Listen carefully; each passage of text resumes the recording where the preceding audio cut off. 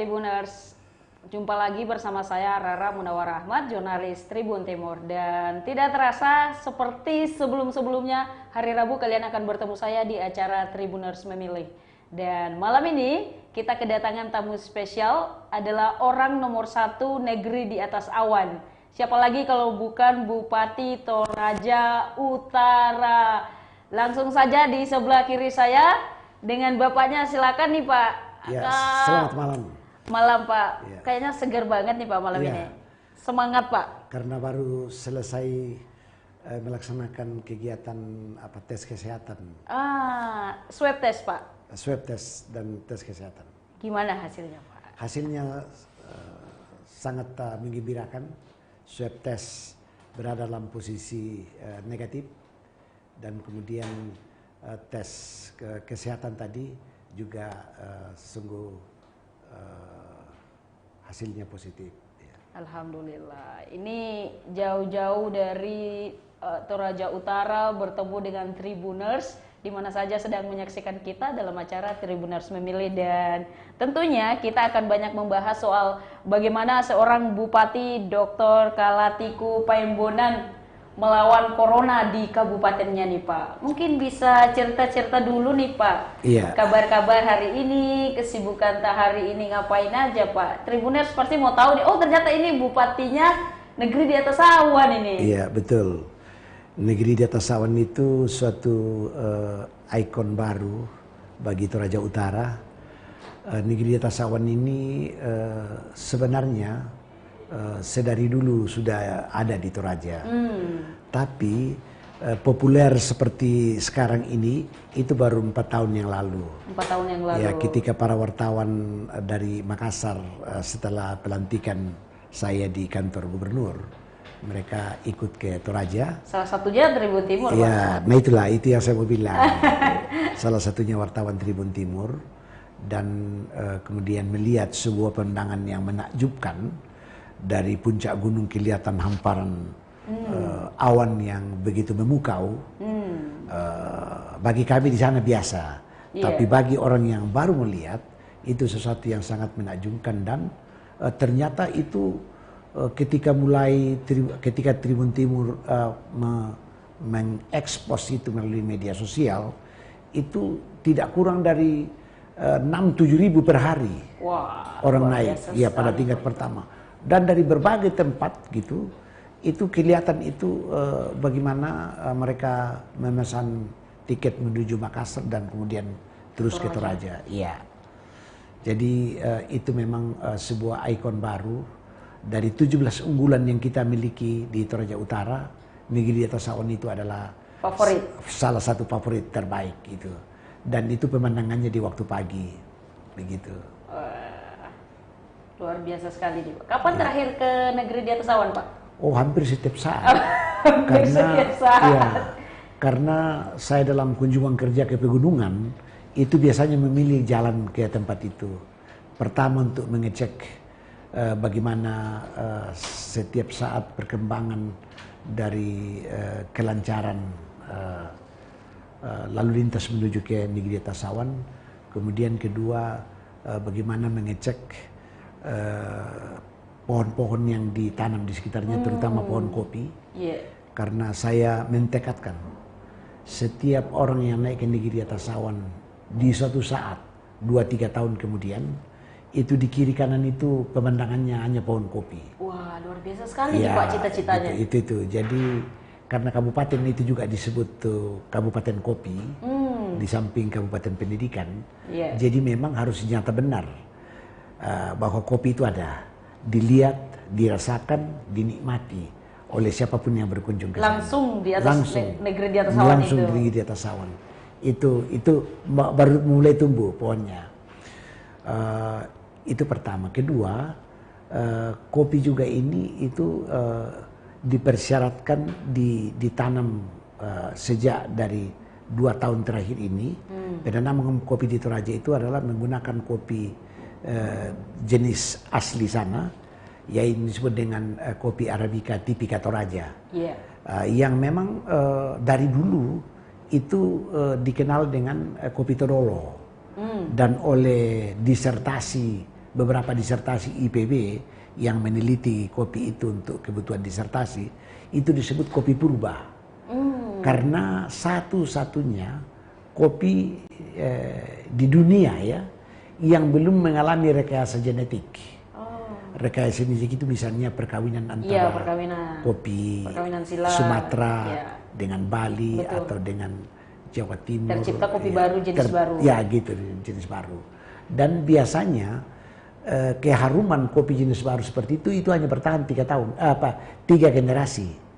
Nah, yang ada sekarang ini di beberapa tempat itu sudah sampai generasi ke-8. Generasi ke-8. Ya, makanya terhadap pohon-pohon yang dibawa dari Jember itu sudah generasi ke-8. Jadi sebenarnya pada dasarnya tinggal kelihatan kopi saja. Iya. Tapi tidak lagi membawa aroma seperti sedia kala. Beda dengan kopi Toraja. Kopi Arabica tipika Toraja itu memang memiliki aroma yang khas. Yang khas gitu loh. Jadi baru mencium saja itu sudah tahu pasti kopi Toraja karena aromanya beda dengan yang lain. Itu kira-kira. Saya ini sudah kebayang nih Pak, saya lagi menyaksikan hamparan awan sambil menyeduh kopi nih Pak. Itu dia. Dan investor-investor kopi ke depan itu dipersyaratkan untuk menanam kopi Toraja, kopi Arabica tipika Toraja. Itu akan diperkembangkan karena persyaratan kopi Arabica itu di atas 1000 meter di atas permukaan laut. Nah di sana itu rata-rata di atas 1500. Wah, kopinya di pegunungan itu. Dan memang semakin ke atas itu semakin tingkat kualitas aroma dan ketahanan kopi itu, tekstur kopi itu lebih kuat. Nah, begitu kalau di sana. Ini jadi primadona lagi nih Pak. Ya. Selain orang ke negeri di atas awan, karena awannya nanti ada plusnya Pak. Ya. Karena ada kopi purba itu tadi Pak. Nah, kopi purba ini sendiri juga nanti itu akan hadir dalam bentuk kafe di dalam perkebunan kopi. Kemudian di situ ada homestay. Jadi orang bisa tinggal 1-2 hari sambil menikmati kopi, memandang kopi. Karena dalam penelitian tidak sampai 1% dari penduduk dunia yang pernah meminum kopi atau peminum kopi seperti kita ini pernah melihat pohon kopi. Betul. Jadi ada yang pikir kopi itu menjalar, padahal itu kan pohon itu gitu. Ya berarti Pak Bupati ini menyambut kedatangan orang banyak dengan menciptakan nuansa baru lagi. Iya, itu yang namanya inovasi yang mengiringi perkembangan pertumbuhan perkebunan kopi yang kita mau kembangkan ke depan. Wah, luar biasa sekali nih Pak. Jadi kalau ke negeri di atas awan, kita nikmati kopi dulu. Iya. Sambil nginap di sana di cottage nanti yang akan disiapkan ke depan. Betul. Tapi ngemeng-ngemeng nih Pak, ngomong-ngomong ini kan kita lagi pandemi nih Pak. Gimana situasi tempat wisata itu Pak? Karena terkenal banget Toraja Utara dengan lolainya Pak. Ya, jadi begini. Ketika kita mulai penanganan pandemi COVID-19 ini, itu tanggal 16 Maret, saya ingat betul, kita mulai gerakkan di sana. Gitu. Dan itu sudah merupakan resonansi nasional terjadinya itu. Nah, 16 Maret, ketika saya mengikuti, itu rakyat itu betul-betul mencekam. Dan menyambut sebuah upaya untuk mempersatukan diri melawan virus corona. Betul. Nah, jadi ada kebersamaan. Kebersamaan itu pertama kewajiban mereka merasa wajib itu langsung terbudaya waktu itu menggunakan masker. Dan masyarakat sadar. Itu masyarakat sadar dan dengan dengan spontanitas. Sambil menunggu yang kita beli dari Jakarta dan dari Makassar masker mereka juga membuat sendiri, di samping memang seluruh tukang-tukang jahit itu kita manfaatkan untuk karena produksi mereka kan terhenti kan, mereka punya kegiatan betul, Pak. Jadi kita beri kegiatan seperti itu. Nah kemudian cuci tangan pakai sabun. Karena itu sesuatu yang tidak sulit bagi masyarakat. Jadi hampir di mana-mana pemandangan ada cuci tangan dengan pakai sabun itu. Ya, gitu ya. Di depan rumah-rumah warga. Di depan rumah warga. Apalagi di kantor-kantor pemerintah, di kelurahan, kecamatan, kantor Lembang. Di Toraja itu desa itu namanya Lembang ya. Nah, jadi itu ada pemandangan seperti itu. Jadi ini semua tersosialisasi dengan baik. Ada lagi yang betul-betul mengagumkan saya. Spontanitas rakyat di setiap kelurahan, di setiap Lembang, dan antar kecamatan, kemudian antar kabupaten ini ada 2 jalan masuk yang besar dan 10 yang kecil-kecil. Tapi 2 jalan masuk yang besar itu betul-betul menunjukkan bagaimana seriusnya partisipasi masyarakat. Secara bergantian mereka mendaftarkan diri dan diatur oleh ketua gugus kabupaten yang saya langsung pimpin gitu. Jadi itu secara spontanitas, dan bahkan mereka masak di rumah-rumah mereka untuk disuguhkan kepada mereka yang menjaga, kepada yang bertugas secara bergantian, dan itu siang malam itu.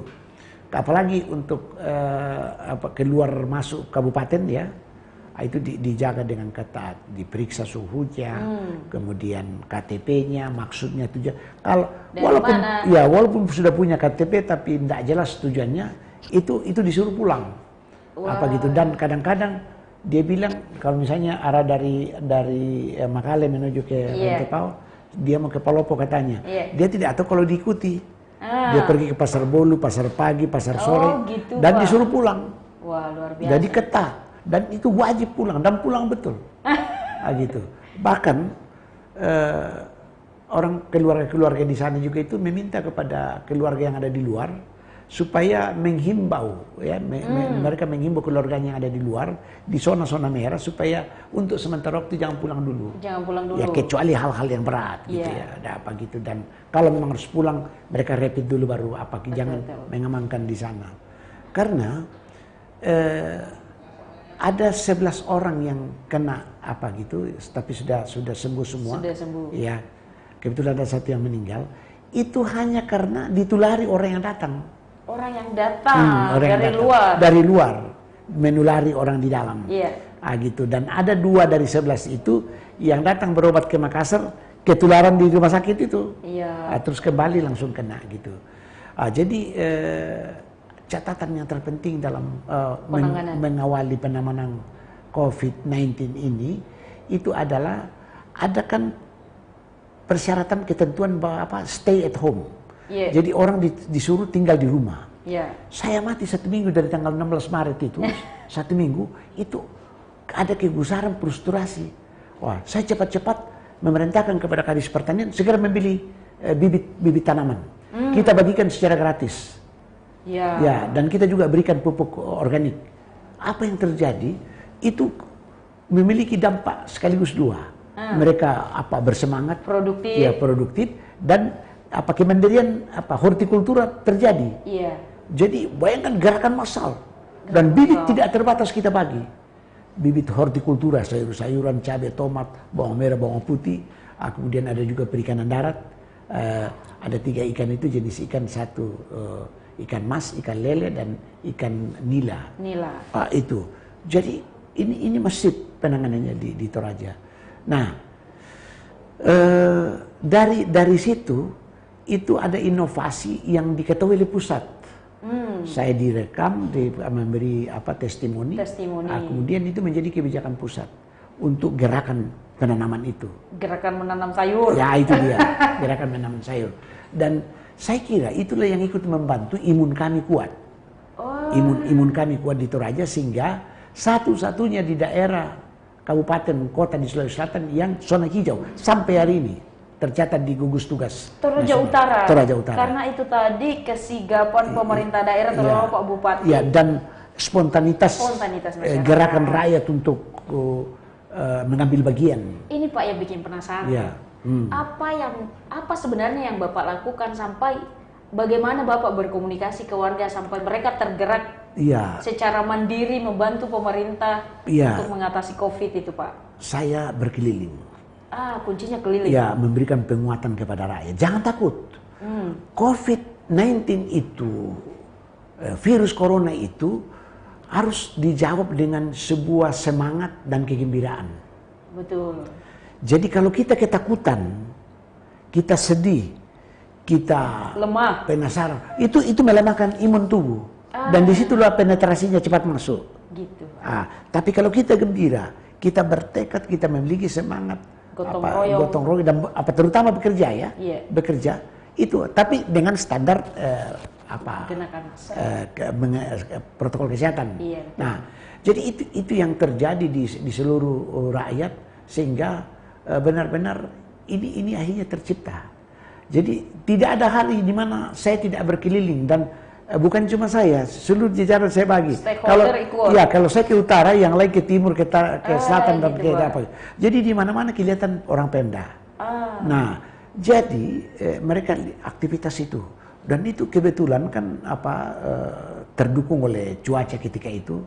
Saya ada sering-sering hujan begitu, dan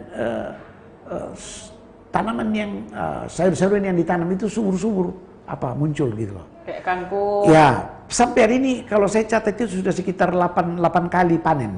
Wah, sejak dari bulan Maret. Ya, dan ketika selama ini kan kami dipasok oleh Enrekang dan Palopo. Nah, tapi apa yang terjadi itu ketika itu kami sudah memiliki kemandirian, dan dari Palopo ketika terjadi longsor jalan itu. Iya betul Pak, pernah kejadian. Itu kami tidak terganggu dengan akses yang terputus itu, karena rakyat sudah melakukan penanaman. Dulu ada istilahnya mas-mas yang jual naik motor, jual gitu ya, Pak Gandeng itu ya.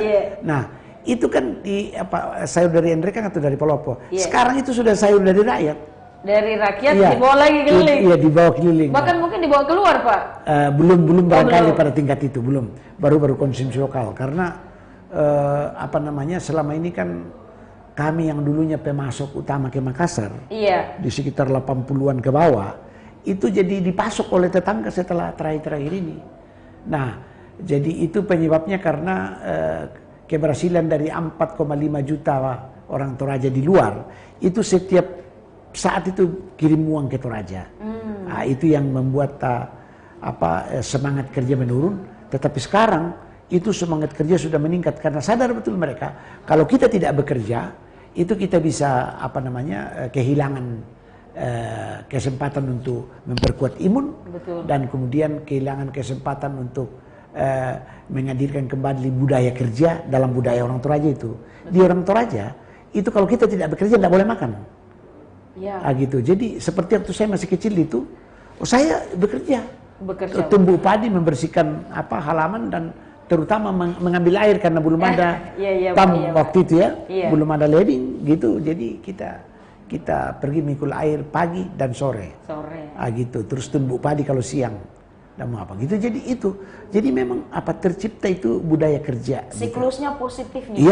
Iya. Dan itulah yang membawa orang-orang Toraja ketika ada di luar, memang kami udah biasa bekerja di sana. Jadi mereka santai aja, ini sudah budaya kita, sudah terbiasa sejak kecil. Ya itu. Dan itu terjadi pada semua orang Toraja yang ada di luar di luar dua kabupaten itu. Dan itu banyak mendapat simpati. Seperti saya waktu di Makassar, di Jakarta itu bekerja 36 tahun. Waktu saya baru datang itu sadar betul, kalau saya tidak menunjukkan bahwa saya mampu bekerja, itu saya tidak akan mungkin dipakai di sini. Nah, itulah sebabnya budaya kerja yang saya tertanam waktu saya di Toraja itu terbawa ke Jakarta, dan akhirnya mendapat simpati. Waktu itu kan orang masih bekerja sampai jam 2. Masuk hari Sabtu kan? Pak. Belum ada free hari Sabtu seperti yang sekarang ini. Tetapi saya walaupun sampai jam 2 bekerja, teman-teman sudah pada pulang, saya masih menemani pimpinan itu sampai jam 8, jam 9 malam. Nah, gitu. Dan akhirnya dilihat juga hasilnya, dan kemudian saya mendapatkan promosi yang lebih cepat dari orang lain. Kira-kira seperti begitu. Ini positif banget langkah cepat pemerintah. Kembali ke COVID gotong royong masyarakat untuk melawan COVID. Dan itu dirasakan oleh mereka bahwa hanya dengan kerjasama itu bisa teratasi itu. Kami memiliki simbol di sana, satu kata kita hidup, berbeda-beda kata kita mati. Misa kada di petua, pantang kada di pemate. Jadi artinya kita harus sepakat dalam hal-hal yang membutuhkan kesepakatan dalam rangka kepentingan bersama. Dan kita pasti hancur kalau kita tidak bisa sepakat dalam hal. Itu terjemahan lebih luas. Bisa diulang Pak sambil lihat ke Ya. kamera tadi Pak. Jadi di Toraja dikenal sekali tentang misa kada di Potuo, pantang kada di Pemate. Artinya satu kata kita bisa sama-sama menggalang persatuan dan kesatuan, dan itu pasti membawa manfaat bagi seluruh rakyat, seluruh kita. Tetapi berbeda-beda kata itu tidak akan pernah mendapatkan sebuah hasil kesepakatan dan akan terjadi kekacauan dalam masyarakat. Apa itu dan itu terbukti.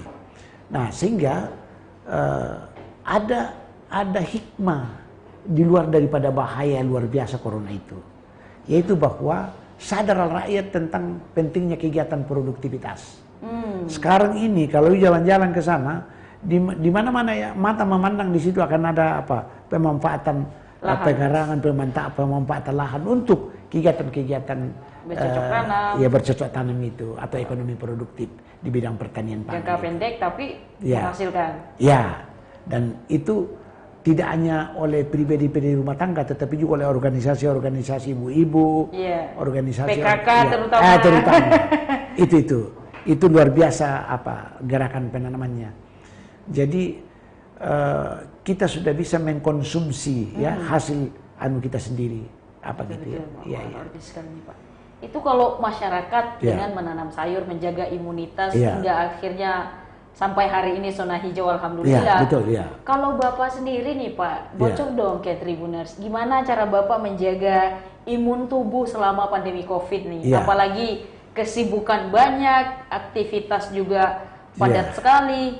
Ya, pertama, memang protokol kesehatan saya yang kasih contoh kepada rakyat. Misalnya penggunaan masker, tidak pernah lepas. Jaga jarak ya kita ini Pak. Jaga jarak, cuci tangan. Dan tidak salaman, hanya dengan kami cepat di sana begini atau begini. Gitu kita salaman gitu atau begini. Jadi memang sentuhan itu tidak terjadi sama sekali. Antar keluarga pun juga tidak pernah terjadi itu. Ya kecuali kalau sudah dalam rumah bersama dengan anak dan orang tua. Tetapi kalau ketemu di mana-mana itu tidak ada lagi. Sudah begini sudah cukup. Nah, jadi itu budaya baru yang tumbuh lahir dalam pandemi Covid itu. Nah, itu yang tercatat di Toraja sebagai hal yang merupakan pemandangan baru yang tidak pernah terlihat sebelumnya. Di Toraja juga itu sudah mulai berkembang ketika saya mulai melayani di Toraja itu orang sudah cipika-cipiki juga begitu. Nah, sekarang tidak ada lagi cipika-cipiki itu. Karena orang sadar bahwa sentuhan itu adalah media perantara untuk pindahnya penularan virus COVID-19. Tapi kalau dari makanan Pak, ini sehari-hari konsumsi buah apa atau ada jenis-jenis makanan Pak? Jadi satu ketat protokolnya. Protokol kesehatan. Dua memang konsumsi. Saya perhatikan betul buah, sayur-sayuran begitu ya. Daging secukupnya. Karena kalau berlebihan juga daging bisa asam urat ya. Gitu. Jadi gitu. Nah, jadi itu yang berada pada suatu tingkatan yang gitu. Kemudian kalau istirahat betul. Gitu. Gitu. Satu hal bahwa kalau saya berkunjung itu agak jauh itu saya manfaatkan untuk tidur di mobil. Gitu. Salah satu keuntungan saya itu setiap naik di mobil dan mengatakan istirahat dulu, itu tidur mata saya itu. Betul-betul istirahat. Ya, istirahat. Begitu tiba di tempat segar lagi kembali. Sudah diingatkan kita sudah tiba gitu. Jadi segar, tinggal rapi-rapikan rambut segala, terus masuk ke forum rakyat lagi. Nyisir dikit Pak. Untuk berbicara lagi dengan rakyat. Jadi tapi lebih daripada itu memang kita juga memiliki ada pelatihan peningkatan imun tubuh yang dipelajari di Bandung. Ada seorang dokter di sana yang ahli imun tubuh dari Jerman. Nah, itu yang diperkenalkan oleh saya, ada tokoh Toraja di Jakarta, Pak Komisaris Jenderal Polisi namanya Dharma Pongrekun. Pak Dharma itu memperkenalkan saya dengan seorang dokter itu, dan kemudian saya bawa ke Toraja membentuk kader-kader di sana, dan itu sekarang menyebar begitu. Karena ternyata imun tubuh itu juga bisa terbentuk dari gerakan tubuh selain konsumsi tadi. Iya. Nah, kemudian yang kedua, imun tubuh juga itu bisa oleh sinar matahari hanya pada jam 10 dan 10 menit. Bukan seperti yang biasa dilakukan orang itu sampai gosong-gosong apa begitu. Tidak. Berarti ada kekeliruan memahami itu Pak sinar matahari. Ya. Dan di sana itu sudah dimasyarakatkan ke anak-anak sekolah, dimasyarakatkan ke anak sekolah, kepada masyarakat yang sudah terlatih, itu kebutuhan seperti itu dilakukan. Jadi ketika kami dikenal sebagai zona hijau dan ketika kita memasuki new normal, tidak ada masalah bagi kami dan diizinkan untuk kembali membuka sekolah. Kita kegiatan ibadah dan juga tetap protokol kesehatan ya. Kemudian upacara adat itu kita sudah izinkan, dan pada saat yang sama dibuka kembali objek-objek wisata itu. Objek wisata sudah terbuka kembali. Memang sempat kita tutup gitu. Sempat tutup. Iya, sempat kita tutup waktu awal gitu.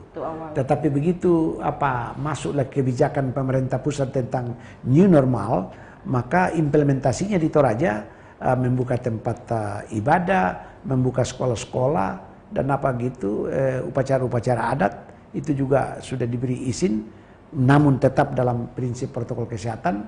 Dan ternyata upacara adat satupun itu, ya puji Tuhan tidak pernah ada efek-efek negatif ya, yang setelah terjadi itu. Nah, jadi rakyat sendiri sudah merasakan apa arti kebersamaan, apa arti persatuan, dan apa arti ketatnya disiplinnya kita dalam menerapkan protokol kesehatan. Dan betapa pentingnya kesadaran. Ya, kesadaran kolektif luar biasa. Betul Pak. Saya kagum di situ. Saya kira ini tidak akan terlepas dari pemerintahnya sendiri Pak, yang aktif juga ke masyarakat, termasuk tadi memberikan bibit tanaman. Ya. Sampai bibit ikan. Ya, itu kita beri secara gratis. Dan itu tidak ada kadang-kadang berkerumun orang datang ya di kantor pertanian itu, karena kan membelinya juga kan kadang-kadang sudah. Bayangkan kalau bibit ikan itu kita sudah sampai, karena pembibitan kita tidak menampung lagi, kita sampai beli di Pindrang, ya beli dari Palopo, Lu itu banyak bikin bibit ikan mas kita beli. Ada juga dari Endrekang. Nah, karena apa? Bibit ikan kita itu sudah tidak bisa lagi melayani animo masyarakat yang begitu luar biasa. Terlalu tinggi Pak. Karena saya juga tidak mau mengecewakan mereka. Jadi lebih baik kita beli, tidak usah kita pelihara dulu. Iya. Karena itu kan minimal 5 cm. 5 cm Pak. 5 cm itu ikan panjangnya ikan mas itu. Karena kalau kurang dari itu akan kena virus. Risikonya besar. Risiko mati sendiri. Apalagi kan air tawar di sana relatif dingin ya. Gitu. Jadi kalau tidak, memang sudah agak kuat, tidak bisa begitu. Jadi itu yang kita lakukan di Toraja. Pak, tadi Pak terlewat nih Pak. Ini kan Bapak kebiasaannya menjaga pola makan, berolahraga, termasuk berjemur tadi, jangan sampai gosong. Ini Pak, Tribuners ini mau tahu Pak, kalau ada kita spesifik ke makanan, ada tidak Pak makanan yang wajib tiap hari dikonsumsi, seperti buah apa gitu Pak? Memang buah-buah ya, apa saja, buah pisang, pisang, nanas, nanas, kemudian berbagai jenis pisang ya. Berbagai jenis pisang. Terus terung Belanda, itu kan produk semua yang ada di sana itu umumnya memiliki kekuatan imun, begitu. Karena boleh saja ada terung Belanda di mana-mana. Tapi ternyata terung Belanda di Toraja itu memiliki tekstur dan kualitas vitamin yang berbeda dengan yang lain yang ada di Toraja itu.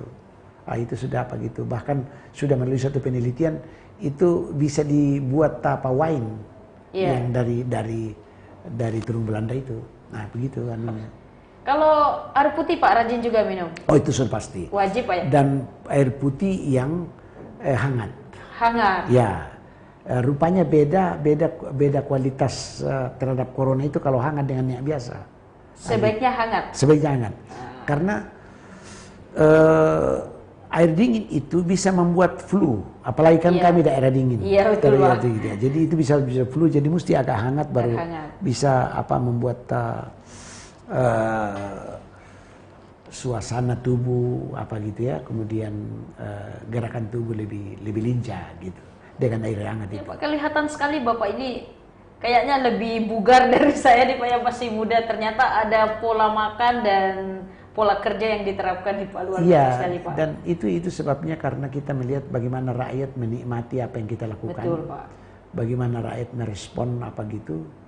Bayangkan ketika COVID-19 itu terjadi itu ya, itu banyak kegiatan pelebaran jalan kita lakukan, penertiban atau pembongkaran rumah-rumah di bantaran sungai, itu kita lakukan itu, dan itu rakyat merespon dengan positif.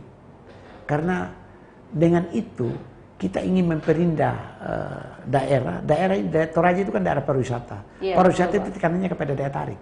Betul. Dan tidak akan pernah terjadi daya tarik di suatu daerah seperti pariwisata Toraja itu kalau perumahan itu kumuh, Iya. bertumpuk di bantaran kali, membuat sungai Mampet. mampet dan kotor gitu. Betul Pak, betul. Ikan pun segan hidup di situ. Iya, apalagi Ya, malas. pendatang Pak. Iya, ada itulah. Jadi sudah indah dilihat itu, tahu-tahu melihat kalinya seperti itu. Iya, betul. Nah ini begitu saya mulai dengan itu disambut oleh pemerintah pusat dan akan memberikan dukungan-dukungan. Oh, luar biasa. Ya, tahun depan itu ada dukungan pertama akan pembuatan taman di setiap bantaran sungai, terutama yang saya bongkar itu. Ini akan jadi objek wisata baru juga Pak? Itu dia. Dan di situ akan menjadi objek wisata baru karena apapun juga yang namanya wisata air itu memberi daya tarik tersendiri. Betul, Pak. Apalagi di waktu sore dan malam hari, Betul. mereka bisa minum kopi di situ, Iya. apa begitu, dalam kesegaran yang memadai ya untuk bisa membuat kehangatan tubuh dan menikmati iklim yang begitu dingin. Siap. Kayaknya nih Pak seru banget obrolan kita dan Iya. masih banyak lagi Pak yang akan kita obrolkan. Tapi untuk Tribuners kita jeda sejenak dan bertemu kembali bersama saya Rara dan Bapak Bupati Toraja Utara. Ya.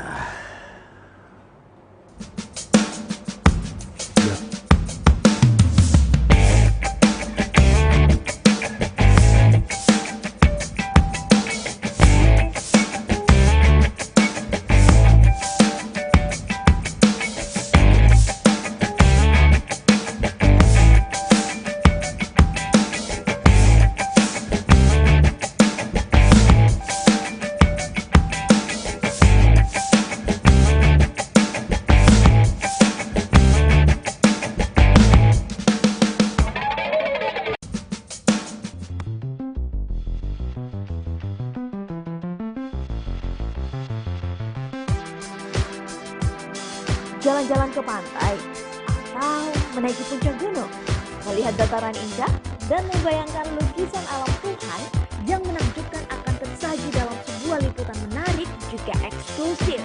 Ikuti perjalanan saya menuju destinasi paling epik di Sulawesi Selatan, hanya di Wisata Virtual Tribuners.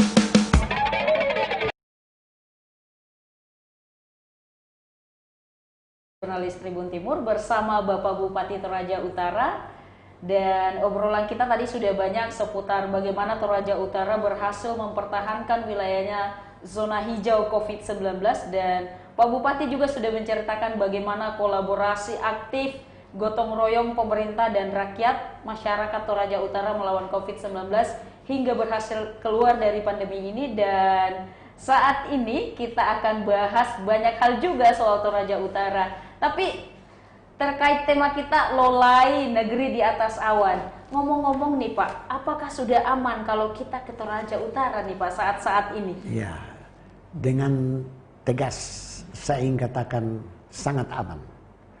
Datanglah ke Toraja Utara, nikmati seluruh keindahan alam dan iklim yang sejuk itu dengan begitu beragamnya adat budaya Toraja yang tidak pernah akan dijumpai di berbagai tempat, termasuk di dalamnya upacara-upacara adat yang memiliki kekhasan tersendiri sebagai sebuah pemandangan yang hanya dapat dinikmati di Toraja.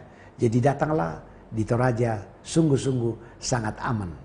Tapi siap-siap menerapkan protokol kesehatan. Itu dia, pastinya. itu dia. Jangan lupa itu. Meskipun zona hijau tidak boleh lengah Pak ya? Iya, tidak boleh lengah. Di Toraja, orang pas melihat masker itu sama dengan HP. Iya. Kalau kita keluar rumah tanpa masker atau tanpa HP kan kita kembali ambil. Betul Pak. Nah, begitu. Jadi tidak hanya HP yang kembali diambil, tapi masker juga. Masker juga. Karena kita rasa risih. Orang di Toraja melihat pemandangan masker itu sebagai sebuah kewajaran. Dan justru tidak wajar kalau tidak pakai masker. Wah, luar biasa. Yang penting datanglah ke sana untuk melihat itu. Datang ke sana, sama-sama menerapkan protokol kesehatan, biar Toraja Utara tetap menjadi zona hijau. Dan kita berdoa semoga daerah-daerah lain bisa seperti Toraja Utara, Pak. Iya, betul. Ngomong-ngomong nih Pak, kalau saat-saat ini apa sih yang sedang terjadi di Toraja Utara? Dengar-dengar Toraja Utara lagi sibuk pelebaran jalan provinsi, mengerjakan banyak hal. Ya, betul. Pelebaran jalan provinsi itu sebagai langkah awal yang saya lakukan ketika menjadi pelayan pemerintahan di Toraja Utara 4 tahun yang lalu. Karena saya punya periode ini akan berakhir 1 pada 1 April tahun depan, 2021. Jadi sekarang saya sedang menjalani tahun keempat. Tahun keempat. Ya, di pertengahan tahun keempat. Nah, karena itu saya berhasil mendapatkan mengupayakan kebijakan gubernur membawa jalan provinsi atau meningkatkan jalan kabupaten yang sekitar 978 itu kilometer, itu 320 itu dijadikan jalan provinsi. Artinya apa?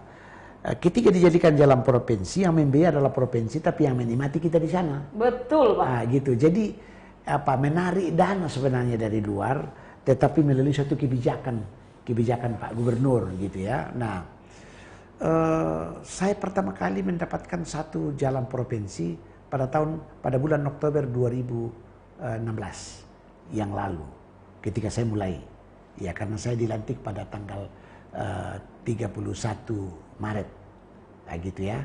Nah, saya langsung meminta jalan provinsi 1, kemudian begitu turun di bulan Oktober 1, kemudian saya minta lagi 3, dan akhirnya dapat semuanya. Dapat 4-4-nya gitu. Tapi kalau semua ini sudah selesai Pak, ya, tidak. Apa dampaknya nih Pak untuk warga? Tidak, jadi sekarang dalam 2 tahun ini, 2019 dan 2020 ini, itu pada tahapan pelebaran. Iya. Pelebaran. Jadi kita tidak akan lagi bersempit-sempitan di keempat jalan itu yang sedang gitu. Kalau selesai nanti, itu akan sebuah kelegaan akan timbul di kalangan masyarakat Toraja.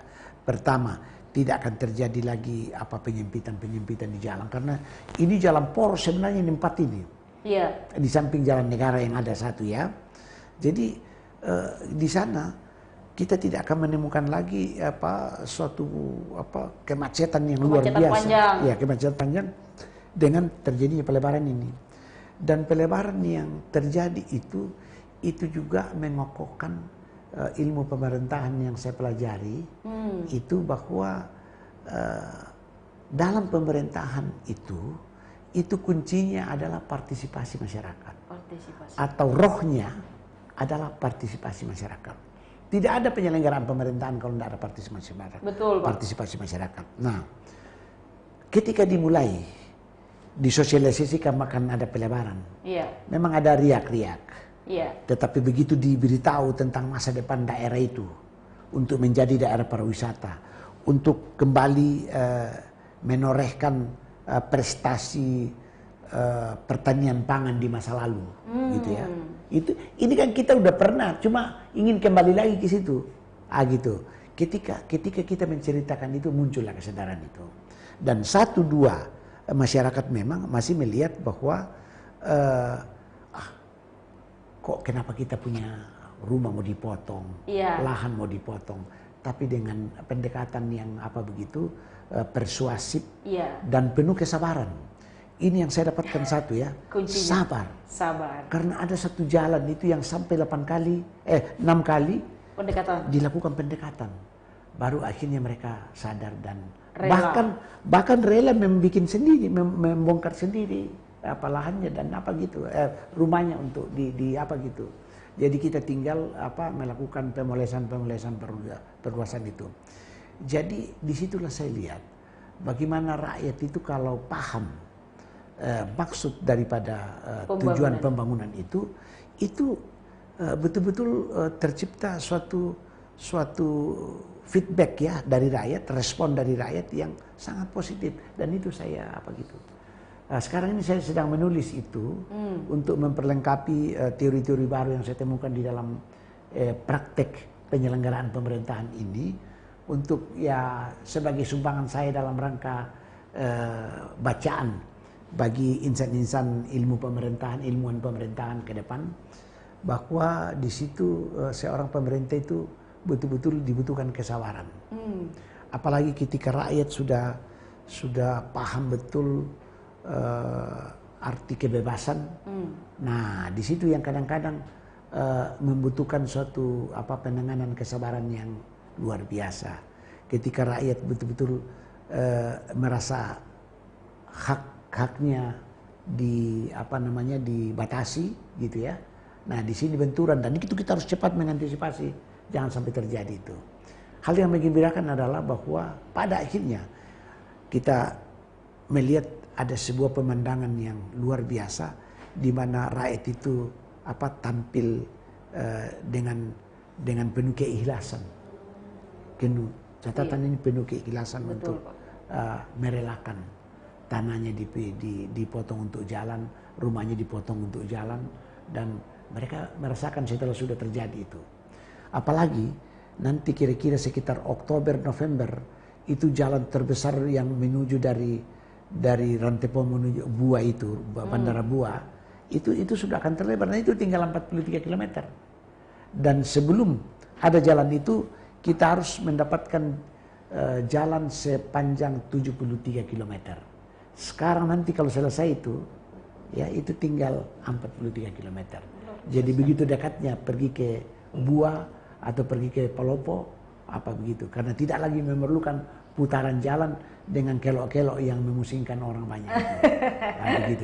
Jadi, berarti nanti nih Pak, kalau pelebaran jalan ini sudah selesai semua dan rampung, ini akan terasa sekali pasti Pak dampaknya, terutama di sektor pariwisata yang sedang digalakkan di sana Pak. Itu dia. Dan saya yakin tahun depan itu pemandangan itu sudah berubah.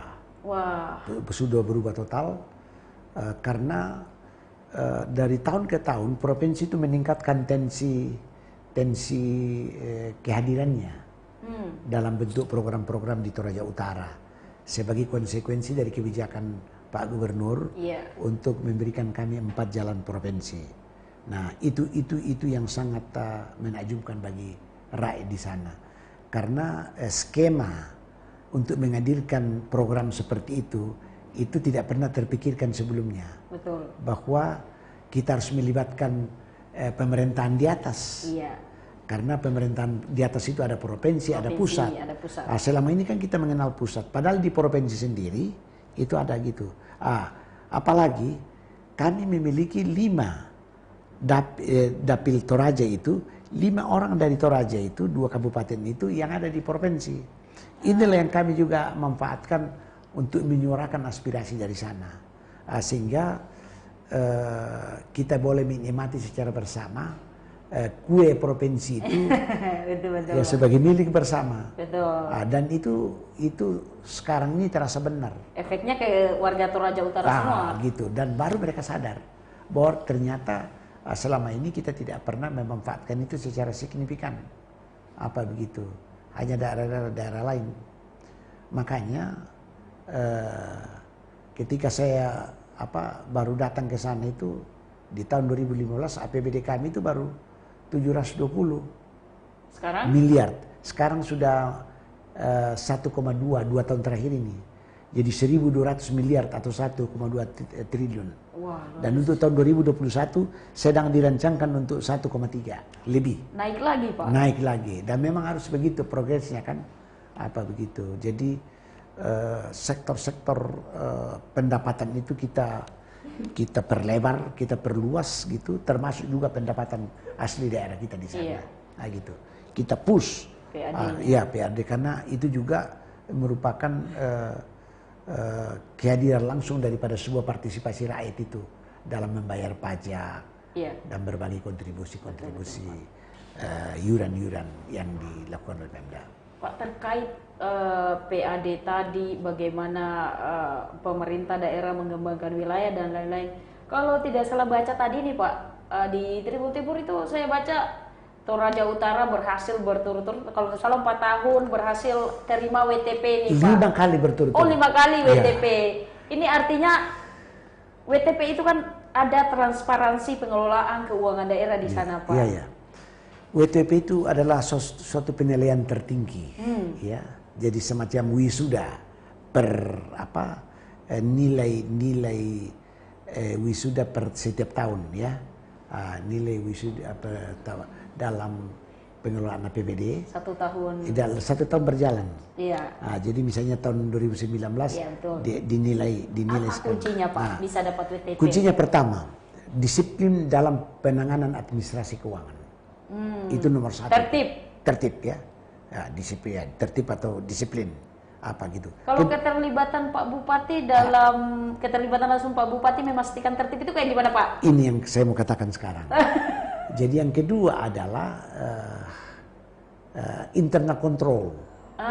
Internal control. Ya, dari Bupati, pimpinan teratas. Ya, sampai pimpinan di bawah, kepala-kepala dinas, sampai kepada kepala-kepala seksi, kepala bagian, kepada anak buahnya. Iya. Internal control.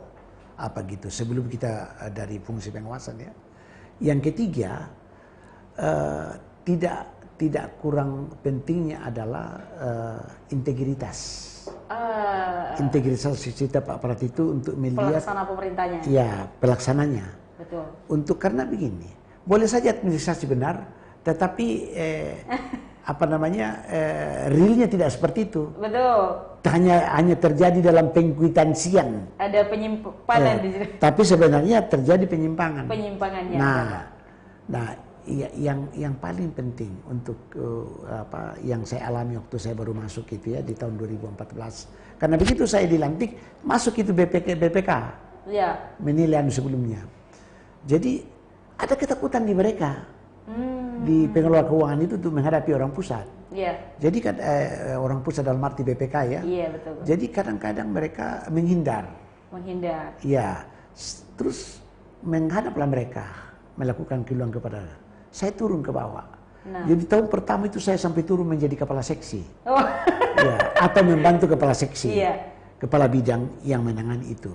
Dan saya kebetulan memiliki background waktu saya masih di Jakarta, saya sempat menjadi kepala bagian keuangan itu selama 7 tahun.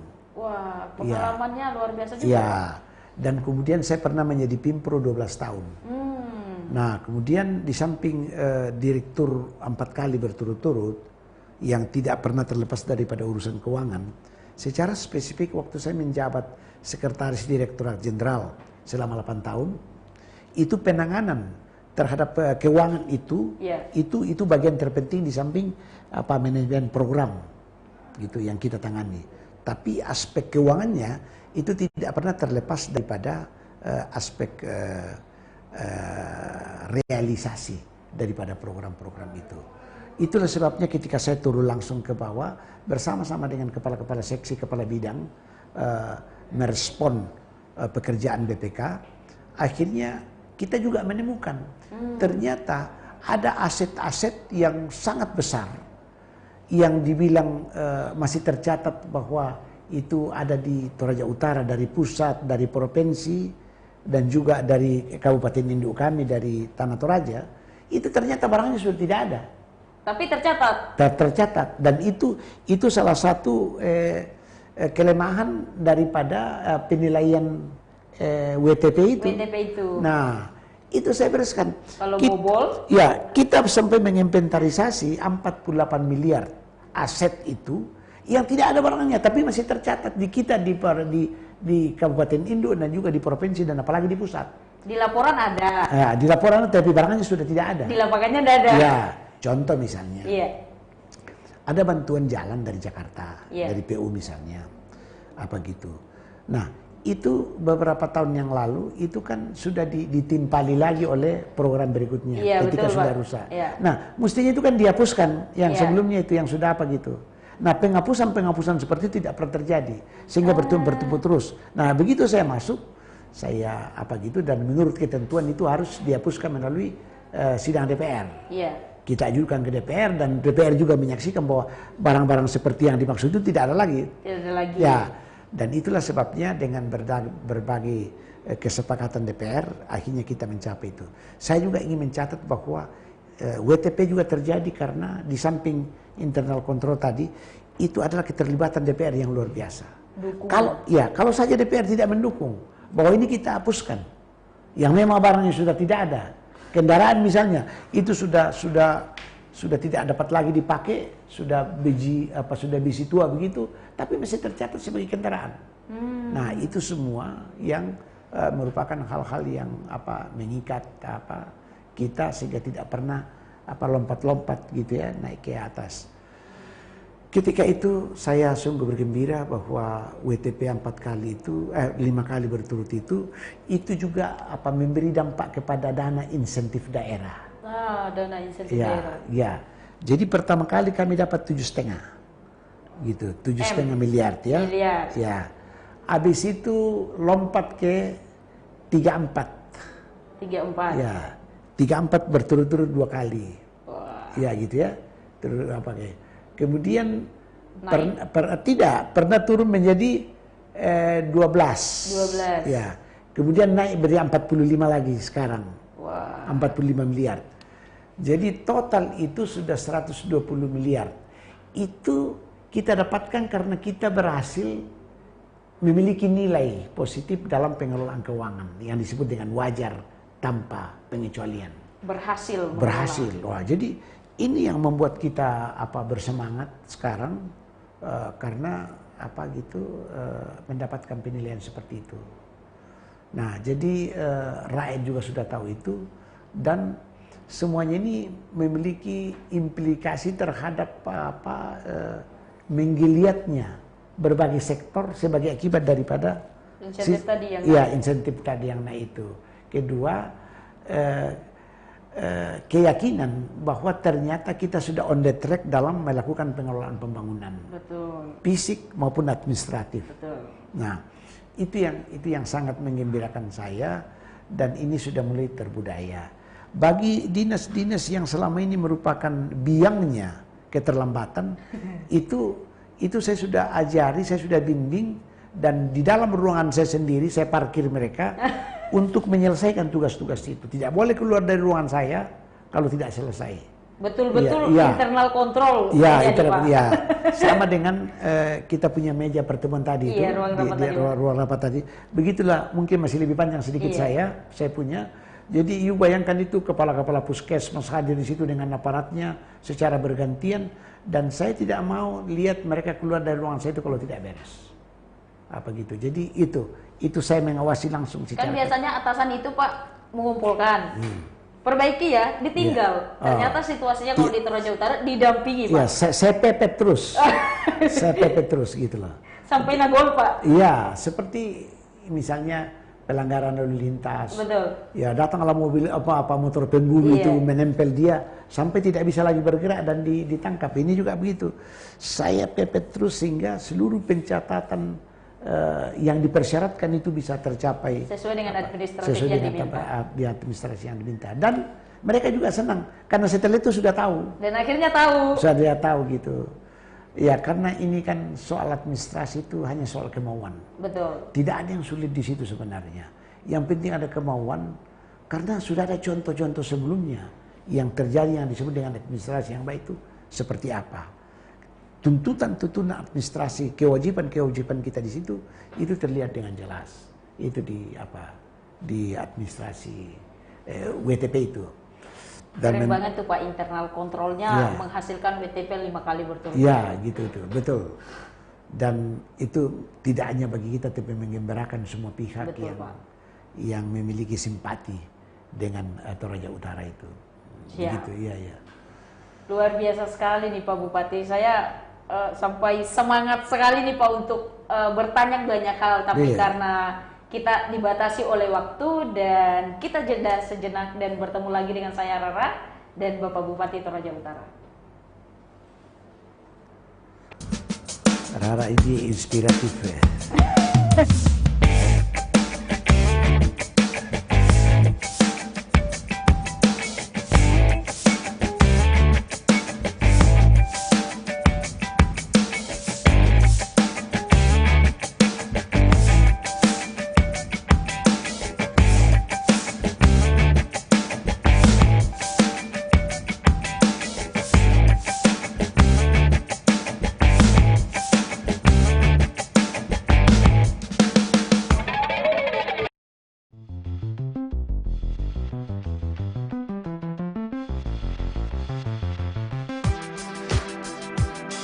Jalan-jalan ke pantai, atau menaiki puncak gunung, melihat dataran indah, dan membayangkan lukisan alam Tuhan yang menakjubkan akan tersaji dalam sebuah liputan menarik juga eksklusif. Ikuti perjalanan saya menuju destinasi paling epik di Sulawesi Selatan, hanya di Wisata Virtual Tribuners.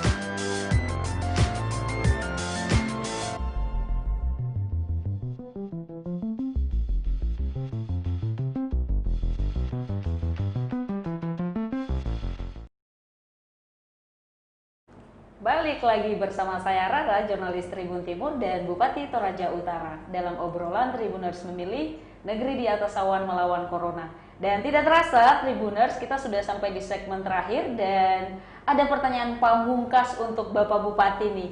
Buat Pak Bupati nih pertanyaan terakhirnya. Apa cita-cita besar Pak Bupati untuk Toraja Utara ke depan nih Pak? Ya.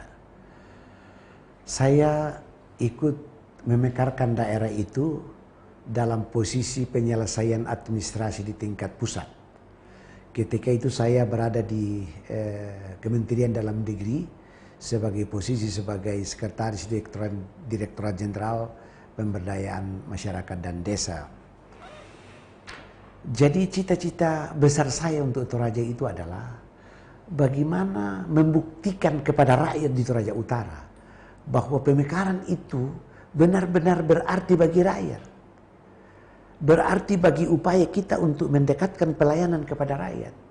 Berarti bagi upaya kita untuk mengembangkan sumber daya manusia dan sumber daya alam yang ada di Toraja Utara.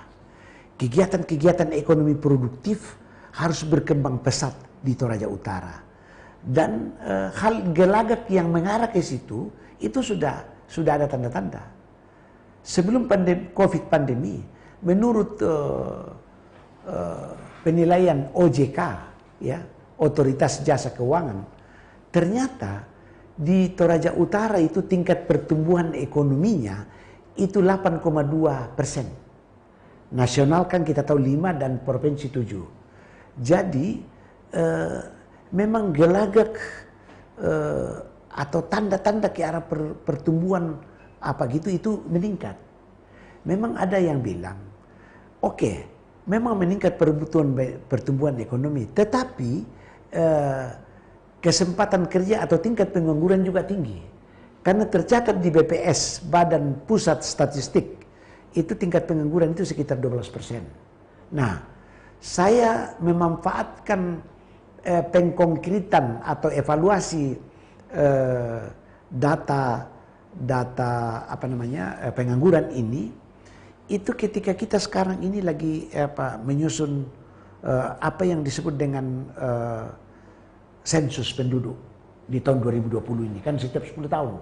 Siap. Nah, dalam sensus penduduk itu, dalam berbagai pengarahan saya kepada seluruh petugas-petugas pencacah penduduk, ingat bahwa yang disebut dengan menganggur itu menurut definisi PBB, Persatuan Bangsa-Bangsa, bahwa yang disebut dengan menganggur itu adalah apabila seseorang kurang dari 1 jam bekerja per hari. Jadi kalau dia bekerja 1 jam per hari, itu tidak menganggur. Nah, terlihatlah apa yang terjadi di Toraja. Saya kira umumnya itu melebihi 2 jam orang bekerja per hari. Misalnya, setiap hari kan tidak ada hari yang tidak membersihkan kebun, atau menata kebun, atau menanam kebun, membersihkan tanaman-tanaman dan sebagainya. Kemudian pekerjaan-pekerjaan di rumah, apa gitu, itu begitu banyak. Pekerjaan-pekerjaan di rumah itu selain daripada kebersihan dan gerakan penanaman, juga kan banyak penanaman tanaman-tanaman hias, pemeliharaan tanaman-tanaman hias, memperindah lingkungan rumah dalam rangka objek wisata itu. Itu semua adalah bagian-bagian terpenting gitu ya, terpenting yang dirasakan dan disadari oleh rakyat sebagai hal yang penting bagi sebuah pengembangan kepariwisataan. Nah, jadi yang disebut dengan pemekaran itu gitu adalah upaya kita untuk mendekatkan pelayanan kepada rakyat. Ini yang harus dibuktikan. Apa memang sudah dekat? Akses jalan misalnya. Dalam tugas saya dalam RPJM 2016-2021 itu saya diberi target 372 km per 5 tahun. Baru 1 tahun, baru 4 tahun berlangsung, masih 1 tahun lagi, itu sudah melebihi 27 km. Itu artinya 1 tahun lagi itu akan lebih memperlihatkan bagaimana keseriusan pemerintah di dalam membuat akses jalan ke akses pariwisata, ke akses ekonomi pertanian, ke akses ekonomi industri, gitu ya, dan menunjang kegiatan sosial ekonomi, apalagi pariwisata. Jadi akses ke arah itu dalam perspektif pemekaran itu sudah kelihatan. Memang masih ada sekitar 300-400 km lagi yang harus dipermulus dalam 5 tahun akan datang. Tetapi kalau kita berkaca dari apa yang sudah terjadi 4 tahun terakhir ini, maka kegiatan itu bisa akan diselesaikan. Itu dari segi jalan. Mengapa saya mendahulukan jalan dalam perspektif infrastruktur, dalam perspektif pemekaran ini? Karena apa? Rakyat Toraja Utara dan saya kira rakyat di berbagai tempat juga memandang bahwa yang disebut dengan pemerintahan itu ada 2 kata, jalan dan jembatan. Yang lain kan bisa tumbuh sendiri. Autopilot orang bilang ya. Tetapi yang namanya jalan itu hanya pemerintah yang bisa membuat itu. Betul. Dengan berbagai tingkat peralatan, kemampuan anggaran, kebijakan, segala gitu. Nah, jadi itu sudah terlihat. Dan saya sudah mengupayakan sedemikian rupa tidak hanya jalan yang bersifat kabupaten, tapi jalan provinsi dan juga jalan nasional itu tetap kita pelihara, kita rawat dalam tensi yang diperlukan untuk itu. Nah, oleh karena itu pemekaran itu betul-betul sudah terbukti bagi rakyat bahwa memang ada artinya dengan sejumlah jalan yang sudah terbentuk sekarang, baik kabupaten, provinsi, apalagi kalau bicara jalan desa. Jalan desa itu kan dana desa yang dikelola di rakyat sekarang itu kan yang paling rendah itu adalah 1,2 miliar dan yang paling tinggi itu di 2,5 miliar yang ada di Toraja Utara. Nah, semangat kepala-kepala Lembang itu kuat sekali di situ karena saya juga tidak menutup mata kepada bagaimana harus saya mendorong mereka. Di Sulawesi Selatan saya pikir bisa dicek. Hanya di Toraja Utara itu yang tunjangan kepala desa, di sana namanya kepala Lembang, itu 5 juta per bulan. Wah. 5 juta per bulan.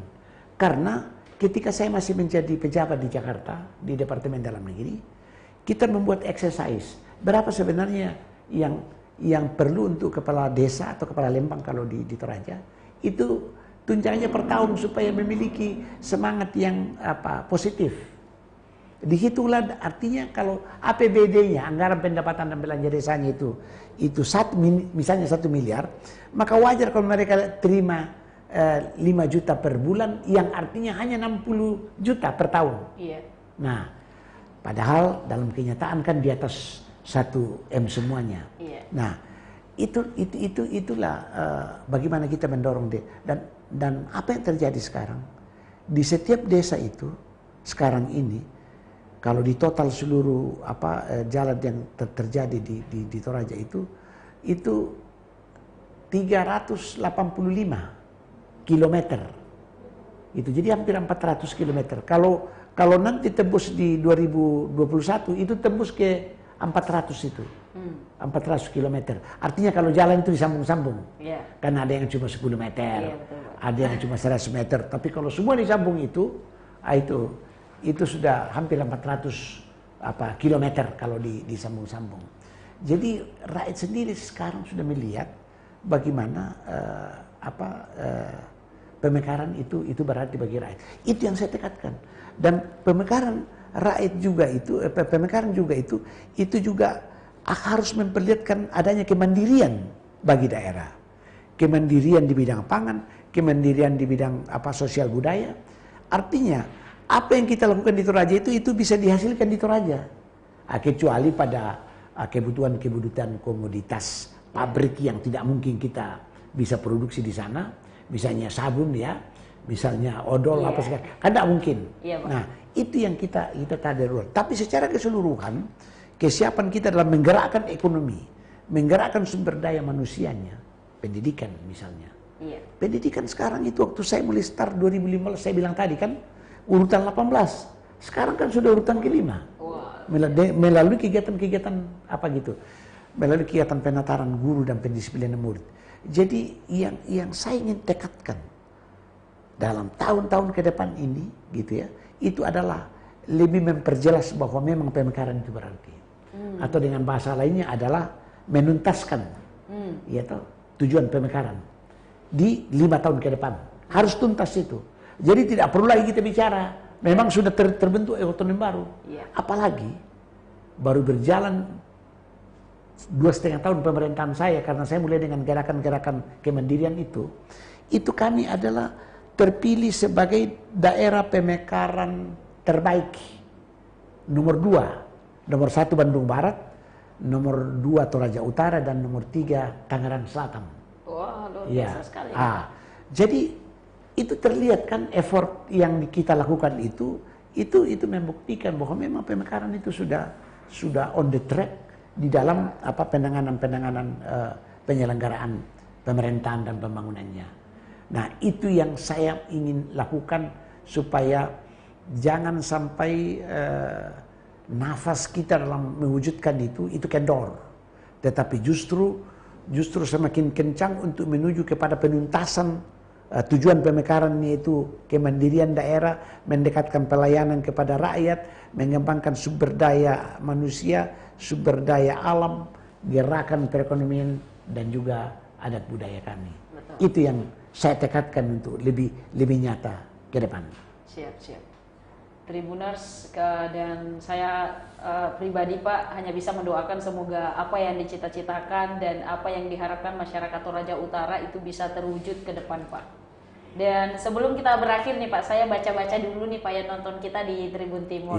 Di YouTube Pak, kita sapa-sapa dulu Tribuners Pak, kita memanggilnya kalau penonton. Kita sapa-sapa dulu Pak ya. Ini ada Laredo Channel, sukses selalu Pak Bupati. Ada Naufal dan Naila, mantap Pak Bupati. Ada Agustinus Rerung, mantap Pak Bupati. Ada Widodo 123, mantap dan waspada. Dan terakhir ada Lili Raja, lanjutkan Kanda. Kayaknya kenal nih sama Bapak Bupatinya nih, Lili Raja.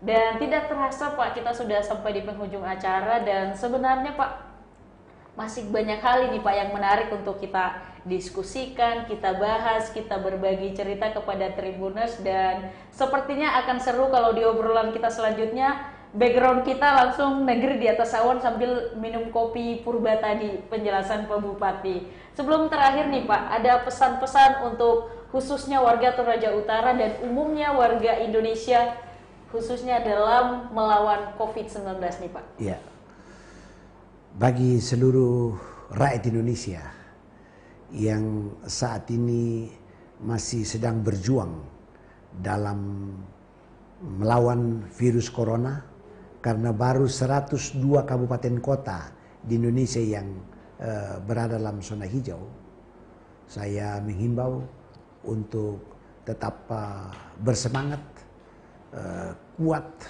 dengan tekad yang penuh untuk mengupayakan pertama protokol kesehatan itu kita teruskan, dan yang kedua upaya peningkatan imun tubuh itu merupakan prioritas, dan yang ketiga gerakan-gerakan rakyat untuk melakukan penanaman itu tetap kita kencangkan, karena hanya dengan itu kita bisa terhindar dari virus corona ini.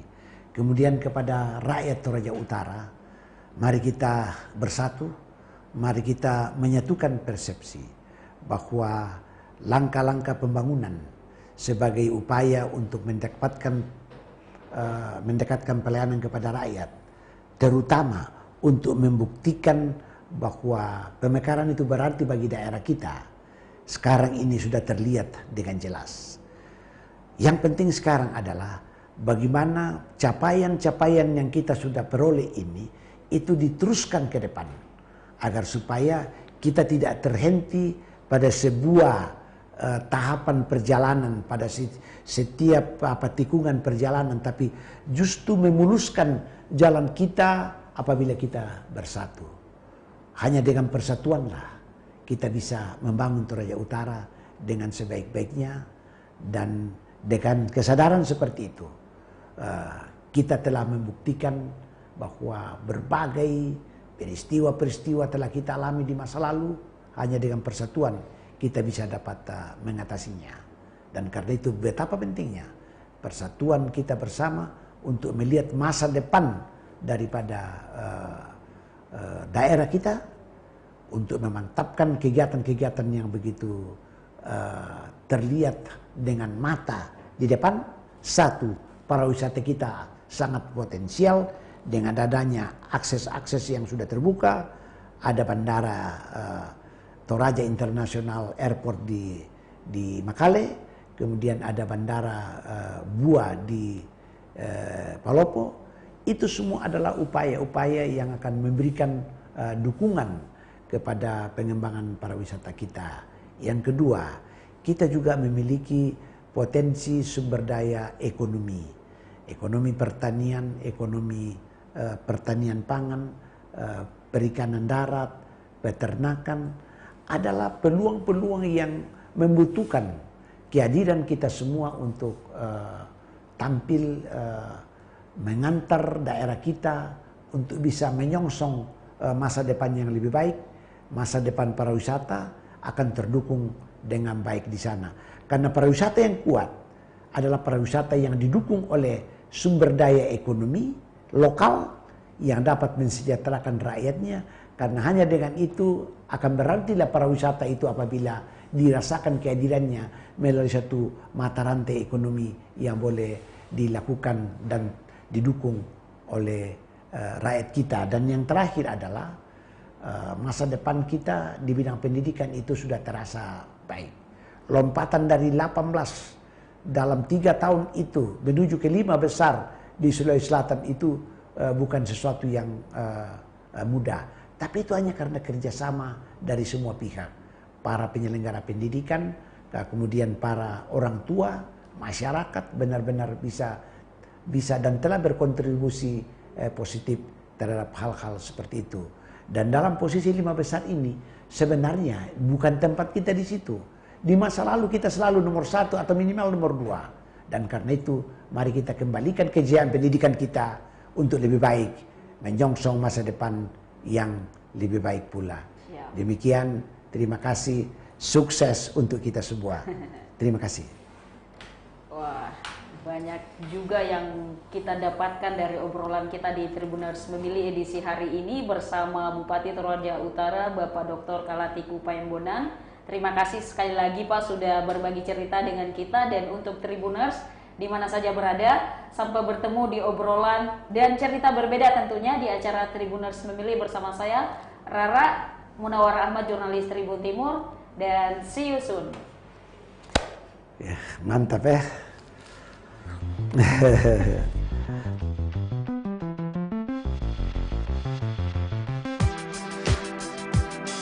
Jalan-jalan ke pantai atau menaiki puncak gunung, melihat dataran indah dan membayangkan lukisan alam Tuhan yang menakjubkan akan tersaji dalam sebuah liputan menarik juga eksklusif.